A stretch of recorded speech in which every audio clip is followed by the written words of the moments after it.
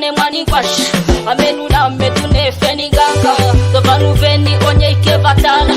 dakamuli opo ike vahala itampo